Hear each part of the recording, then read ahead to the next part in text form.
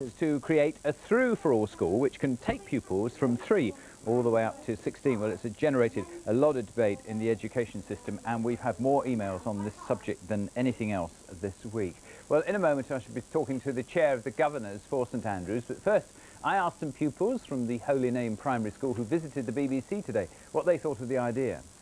I think it's a bad idea because if you have 2 schools, you get to meet new friends and new teachers. So thumbs down from you? Yeah. OK. Good idea or not?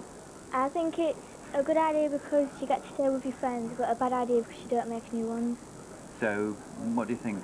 Would you rather go to one school or have 2?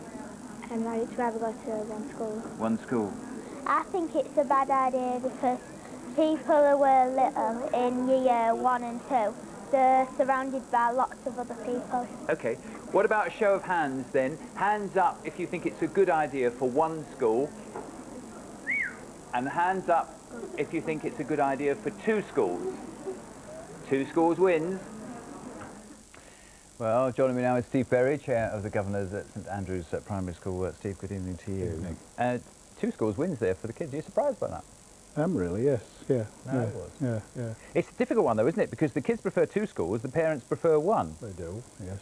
From our point of view, we see it as trying to move education forward in this city, working through a one school where they come into the school at the nursery, go out at 16, they're working through same policies, same procedures, same teaching methods.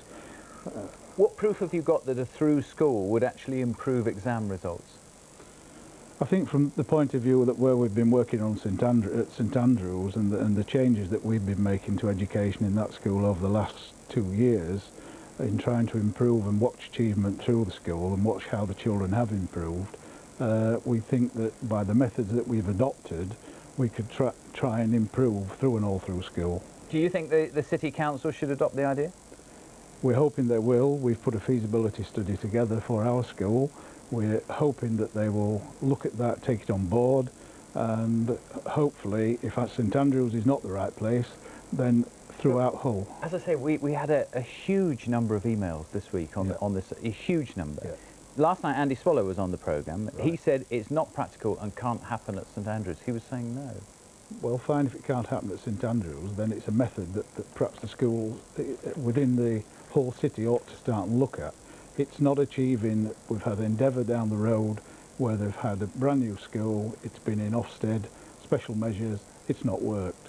More of the same is not good enough. We need to be looking. It can work? We think it can work. We've looked at it throughout the country. There's 3 other schools in the country, and it is starting to develop.